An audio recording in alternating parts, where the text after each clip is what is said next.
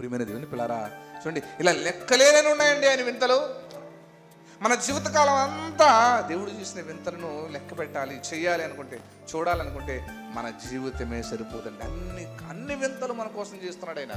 కానీ ఆయనని ఎవరైనా భూమి మీద మనుషులు గుర్తించారా? నేను ఆహారం తింటున్నానండి, ఆహారం లోనకు వెళ్ళిపోతుంది, మరలా కనుమరుగైపోతుంది.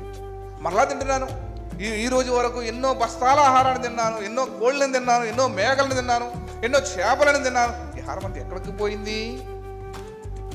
ఈరోజున ఆశ్చర్యం అనిపించిందమ్మా? అనుకోలేదు.